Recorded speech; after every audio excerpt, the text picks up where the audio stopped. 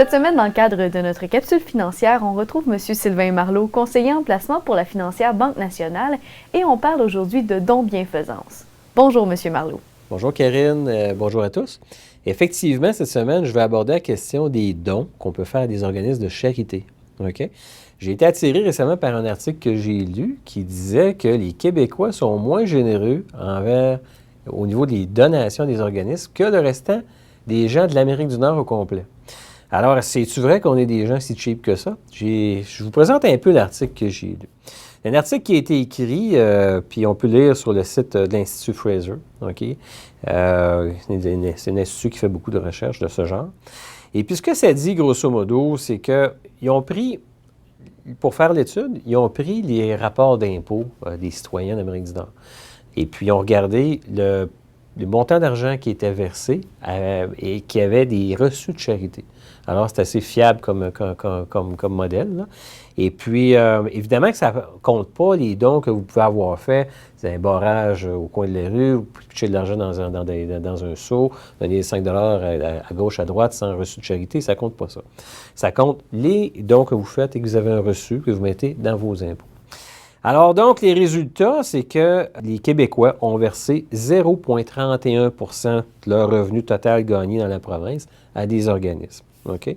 Et puis qu'à peu près 22 % des contribuables québécois qui ont réclamé des crédits d'impôt sur leurs dons de bienfaisance. L'autre extrême au Canada, c'est les Manitobains, qui eux autres ont donné 0,9 % de leur revenu. Québec, 0,30 %, Manitoba, 0,9 %. La moyenne canadienne s'élève à peu près à 0,6 %. OK?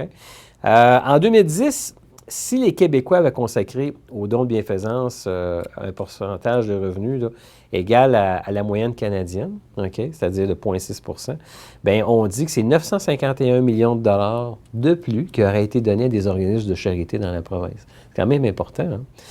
Hein? La moyenne des dons, là, c'est 641 $ qui a été consenti par les donateurs québécois. Okay?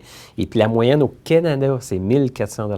Donc, dans les impôts, au Québec, 641 $ de reçus d'impôts. La moyenne du Canada, 1 400 $.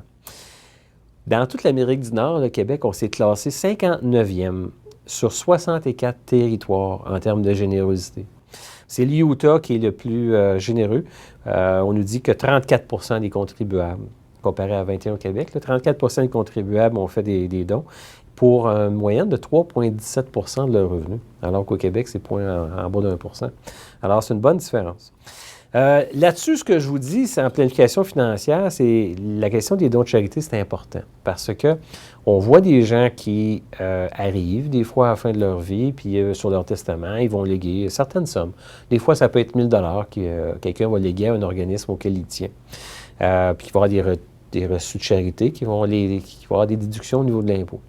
Des fois, il y a des gens qui ont tout simplement pas d'héritier, puis qui vont léguer des sommes importantes, une partie importante, sinon tout leur bien, à certains organismes.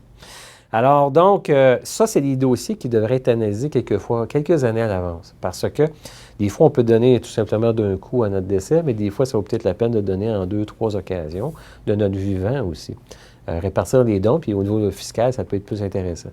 Il y a aussi des produits qui nous aident à le faire. Entre autres, là, des gens qui ont des certificats d'action, des gens qui auraient des gros gains en capital sur des actions. Bien, peut-être qu'on va pouvoir donner l'action, les actions à un organisme, puis sauver beaucoup d'argent, en tout cas, que ça fasse un montage fiscal intéressant. Il y a aussi les organismes qui devraient exploiter ce réseau-là. Moi, je pense à cette question-là un peu plus. C'est que si j'étais responsable d'un organisme de charité, bien, je pense que je mettrais sur pied des programmes de donation qui visent les gens qui sont un peu plus âgés, les retraités, des gens susceptibles de nous donner dans notre environnement. Il y a des gens fortunés, puis ils s'en donnent de l'argent. Alors, les organismes, ils ont avantage de travailler ces dossiers-là aussi. Ça se travaille avec des conseillers en placement, ça se travaille avec les fiscalistes, mais c'est sûr et certain que ça se travaille. Au Québec, on a vu des gens donner, beaucoup historiquement, beaucoup à l'Église, beaucoup depuis des années, les gens donnent aux églises. Puis là, maintenant, on voit les fondations d'hôpitaux qui arrivent sur le marché, on voit les fondations de cégep, on voit toutes sortes d'autres organismes qui sont dans le portrait aussi. Alors, une chose importante en planification financière. Merci beaucoup, M. Marleau.